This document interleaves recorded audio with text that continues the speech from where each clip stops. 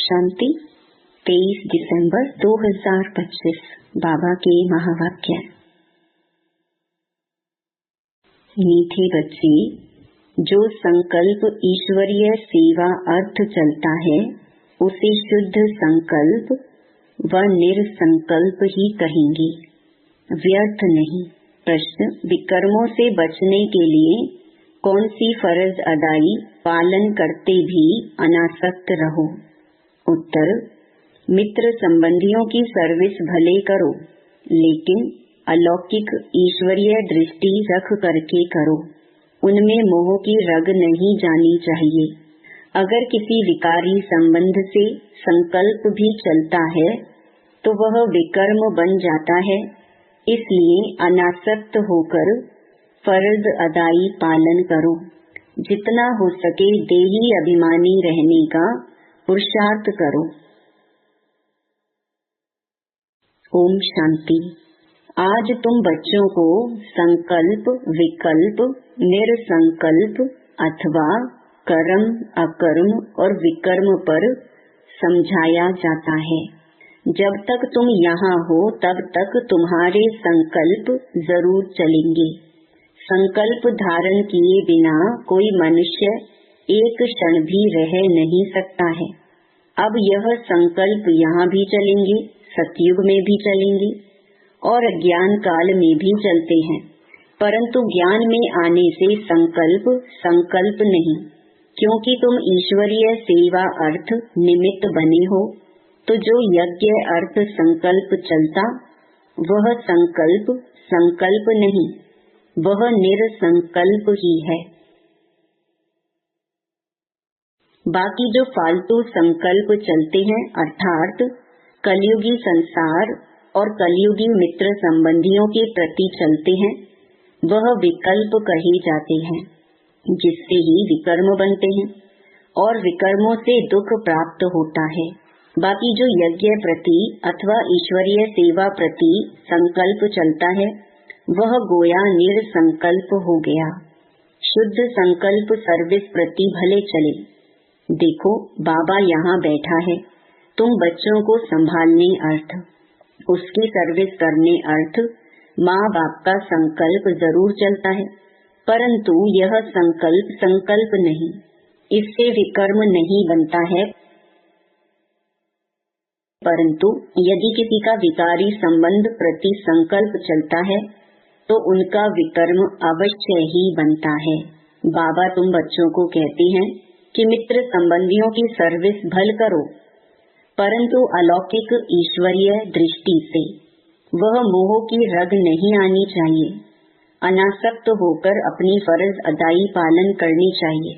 परंतु जो कोई यहाँ होते हुए कर्म संबंध में होते हुए उनको नहीं काट सकते तो भी उन्हें बाप को नहीं छोड़ना चाहिए। हाथ पकड़ा होगा तो कुछ न कुछ पद प्राप्त कर लेंगे। अब यह तो हर एक अपने को जानते हैं कि मेरे में कौन सा विकार है। अगर किसी में एक भी विकार है तो वह देह अभिमानी जरूर ठहरा। जिसमें विकार नहीं वह ठहरा देही अभिमानी। किसी में कोई भी विकार है तो वो सजाएं जरूर खाएंगे और जो विकारों से रहित हैं वे सजाओं से मुक्त हो जाएंगे। जैसे देखो, कोई बच्चे हैं जिनमें न काम है, न क्रोध है, न लोभ है, न मोह है। वो सर्विस बहुत अच्छी कर सकते हैं। अब उन्हों की बहुत ज्ञान विज्ञानमय अवस्था है, वह तो तुम सब भी वोट देंगे। अब यह तो जैसे मैं जानता हूँ वैसे तुम बच्चे भी जानते हो। अच्छे को सब अच्छा कहेंगे, जिसमें कुछ खामी होगी उनको सभी वही वोट देंगे। अब यह निश्चय करना, जिनमें कोई विकार है वो सर्विस नहीं कर सकते। जो विकार प्रूफ है वो सर्विस कर औरों को आप समान बना सकेंगे। इसलिए विकारों पर पूर्ण जीत चाहिए, विकल्प पर पूर्ण जीत चाहिए। ईश्वर अर्थ संकल्प को निरसंकल्प कह सकते हैं। वास्तव में निरसंकल्पता उसी को कहा जाता है जो संकल्प चले ही नहीं, दुख सुख से न्यारा हो जाए। वह तो अंत में जब तुम हिसाब किताब चुकतू कर चले जाते हो, वहाँ दुख सुख से न्यारी अवस्था में, तब कोई संकल्प नहीं चलता।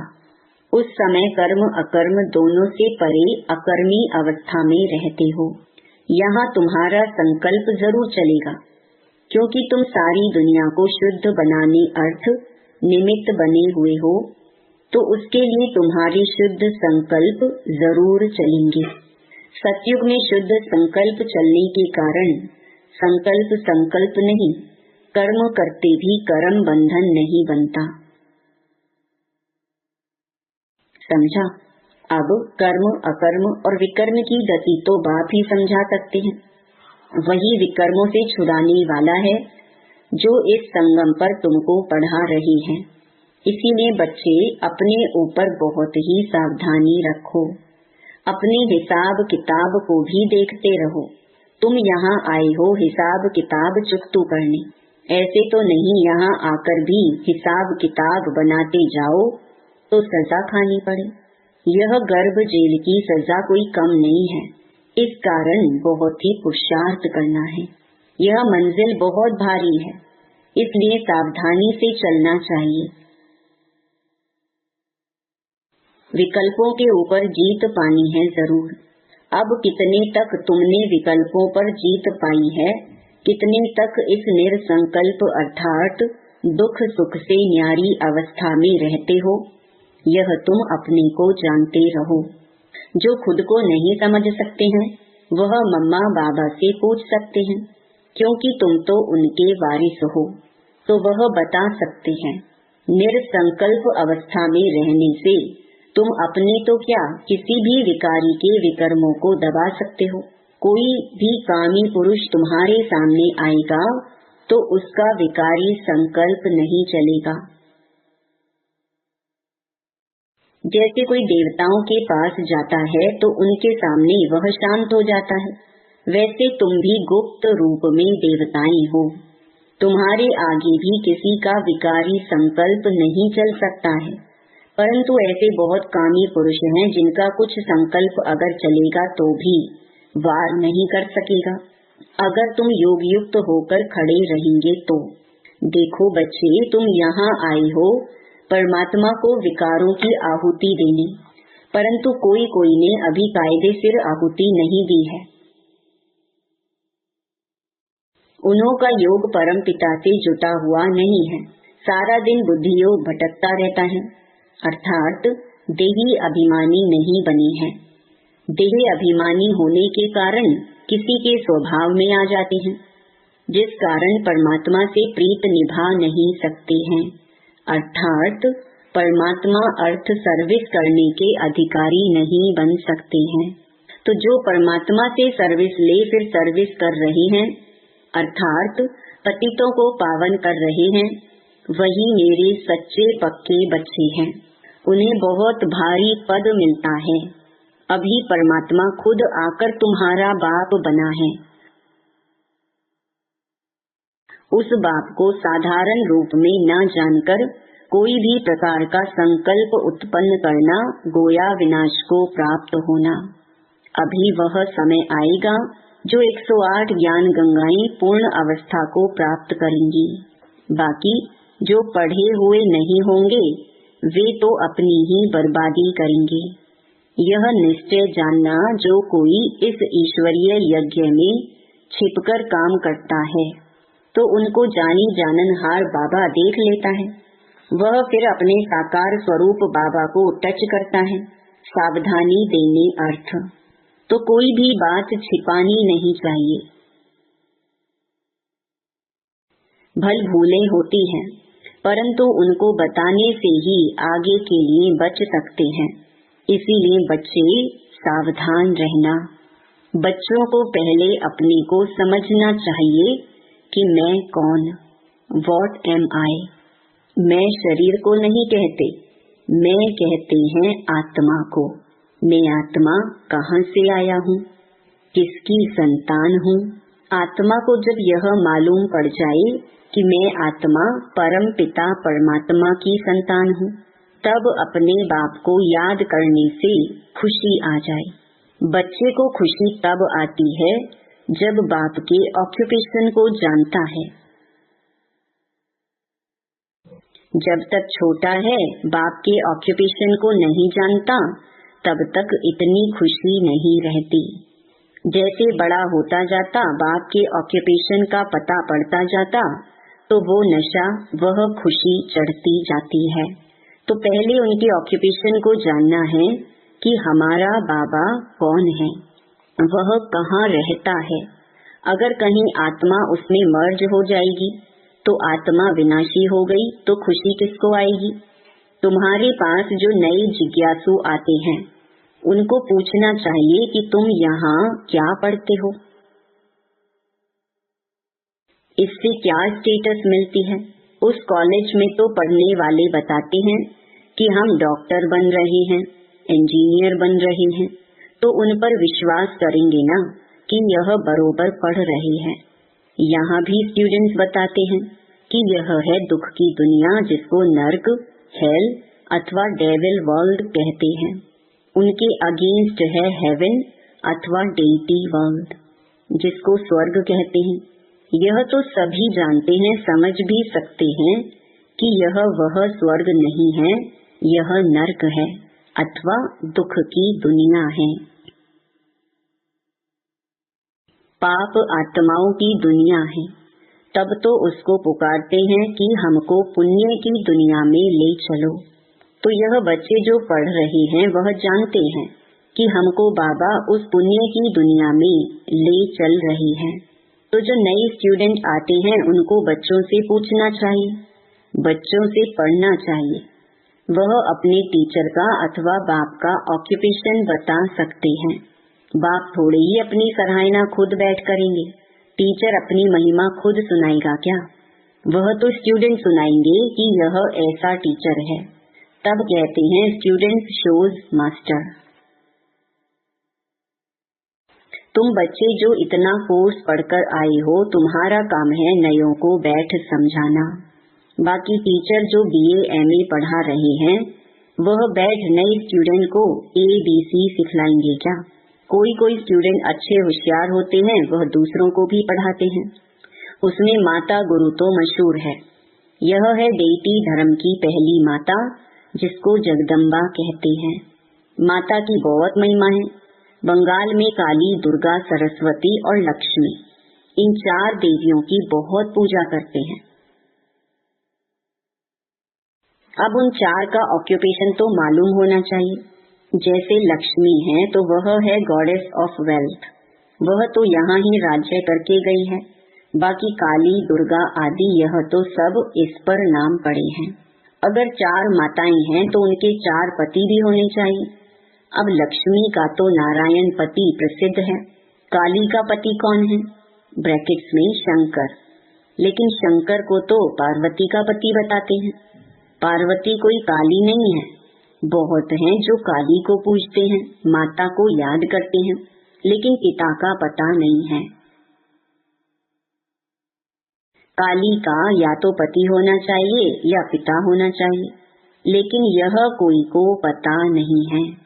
तुमको समझाना है कि दुनिया यह एक ही है। जो कोई समय दुख की दुनिया अथवा दोजक बन जाती है, वही फिर सतयुग में बहिष्ट अथवा स्वर्ग बन जाती है। लक्ष्मी नारायण भी इस ही सृष्टि पर सतयुग के समय राज्य करते थे। बाकी सूक्ष्म में तो कोई वैकुंठ है नहीं, जहाँ सूक्ष्म लक्ष्मी नारायण हैं। उनके चित्र यहाँ ही हैं, जो जरूर यहाँ ही राज्य करके गए हैं। खेल सारा इस कॉर्पोरियल वर्ल्ड में चलता है। हिस्ट्री, ज्योग्राफी इस कॉर्पोरियल वर्ल्ड की है।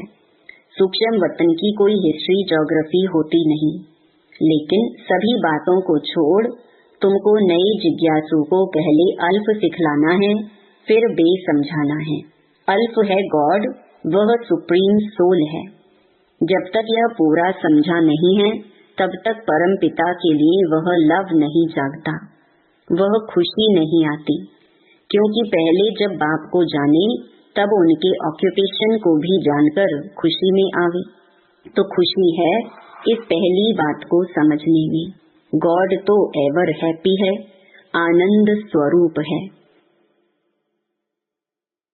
उनके हम बच्चे हैं तो क्यों ना वह खुशी आनी चाहिए, वह गुदगुदी क्यों नहीं होती। I am son of God, I am ever happy master God. वह खुशी नहीं आती तो सिद्ध है अपने को सन माना बच्चा नहीं समझते हैं। God is ever happy but I am not happy, क्योंकि फादर को नहीं जानते हैं। बात तो सहज है। कोई कोई को यह ज्ञान सुनने के बदले शांति अच्छी लगती है, क्योंकि बहुत है जो ज्ञान उठा भी नहीं सकेंगे, इतना समय कहाँ है। बस इस अल्प को भी जानकर साइलेंस में रहें तो वह भी अच्छा है। जैसे सन्यासी भी पहाड़ों की कंदराओं में जाकर परमात्मा की याद में बैठते हैं, वैसे परमपिता परमात्मा की उस सुप्रीम लाइट की याद में रहें तो भी अच्छा है। उसकी याद से सन्यासी भी निर्विकारी बन सकते हैं, परंतु घर बैठे तो याद कर नहीं सकते। वहाँ तो बाल बच्चों में मोह जाता रहेगा, इसलिए तो सन्यास करते हैं। होली बन जाते तो उसमें सुख तो है ना। सन्यासी सबसे अच्छे हैं, आदि देव भी सन्यासी बना है ना। यह सामने उनका आदि देव का मंदिर खड़ा है, जहाँ तपस्या कर रहे हैं। गीता में भी कहते हैं देह के सभी धर्मों का सन्यास करो। वह सन्यास कर जाते तो महात्मा बन जाते। गृहस्थी को महात्मा कहना बेकायदे है। तुमको तो परमात्मा ने आकर सन्यास कराया है, सन्यास करते ही हैं सुख के लिए। महात्मा कभी दुखी नहीं होते। राजाएं भी सन्यास करते हैं तो ताज आदि फेंक देते हैं। जैसे गोपी चंद ने सन्यास किया तो जरूर इसमें सुख है। अच्छा, मीठे मीठे सिकिलधे बच्चों प्रति मात पिता बाप दादा का याद प्यार और गुड मॉर्निंग। रूहानी बाप की रूहानी बच्चों को नमस्ते। धारणा के लिए मुख्य सार। पहला, कोई भी उल्टा कर्म छिपकर नहीं करना है। बाप दादा से कोई भी बात छिपानी नहीं है, बहुत बहुत सावधान रहना है। दूसरा, स्टूडेंट शोज मास्टर, जो पढ़ा है वह दूसरों को पढ़ाना है। एवर हैप्पी गॉड के बच्चे हैं, इस स्मृति से अपार खुशी में रहना है। वरदान, विकारों रूपी सांप को भी शैया बनाने वाले विष्णु के समान सदा विजयी निश्चिंत भव।